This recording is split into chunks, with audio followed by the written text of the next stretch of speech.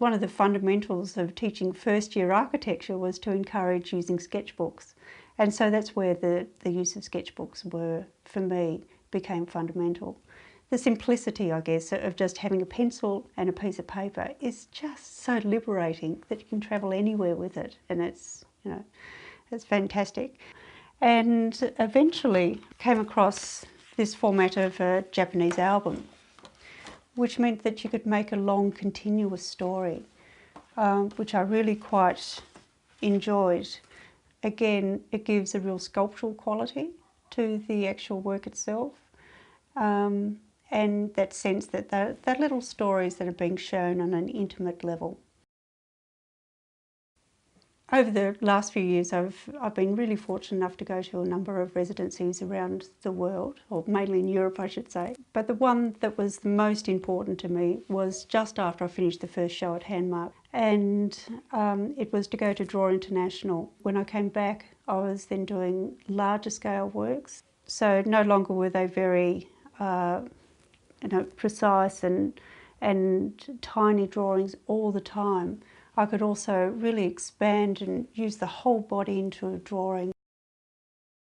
With the Dutch Masters work is that I wanted to tell a story of some sort.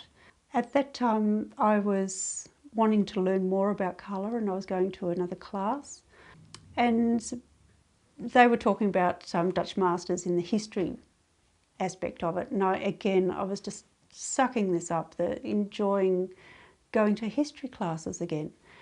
And it's also struck me that Dutch Masters itself as a period is just so interesting in symbolism that I could make little symbols of this and put them together in that same sculptural format that I was interested in before. So that's where the Dutch Masters actually came from, is storytelling and looking for symbols. I think it's the chosen objects that's the intimate part. Even when I was making more sculptural work, it was always trying to find a way to connect with the viewer. It's almost a little personal story between the viewer and myself each time, or that's what I'm hoping for. It's the what if. It's asking the question and having an answer at the other end. It's the space in between that I'm really interested in.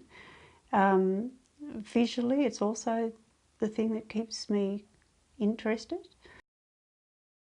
But the notion that I still see myself as a sculptor, and that the materials, to me, don't concern me greatly. It's the essence of idea that does.